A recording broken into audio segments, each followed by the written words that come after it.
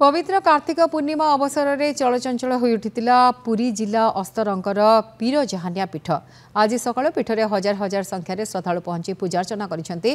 मुसलमान श्रद्धालु माने पीरंक निकटे चादर और धूप लगी करी नमाज पाठ करथिबा बेले हिंदू माने पीर बाबांक निकटे खई नड़िया भोग दीप और पताका लगी करथिले।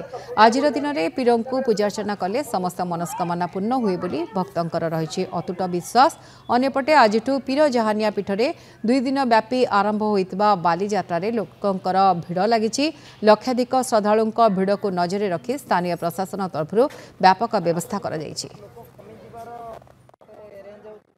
हम लोग यहाँ उर्स घूमने आए हैं पीर जहानिया के दरगाह में।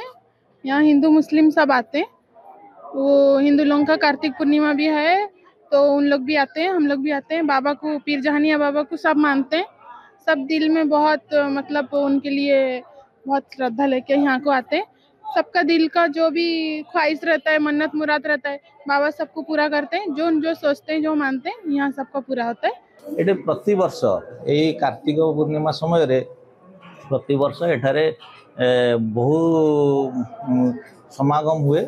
बहुत लोक ये यार आनंद नियंती, उपभोग करती, समुद्र कूल को जाती, ये पूजा अर्चना करती।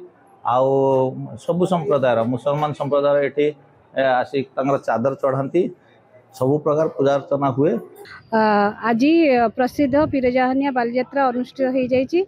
एथिपे ब्लॉक प्रशासन तरफ समस्त प्रकार आयोजन होगी आज आमर यात्रा अनुष्ठित होती। यही यात्रा आम सहित ब्लॉक प्रशासन सहित पुलिस डिपार्टमेंट कार्य करुँच। अग्निशम विभाग आमर तट समुद्र तटरे यात्री माने किपरि सुरक्षित भाव में यात्रा करिकी आनंद लाभ करेंगे से समस्त प्रकार व्यवस्था आयोजन होती।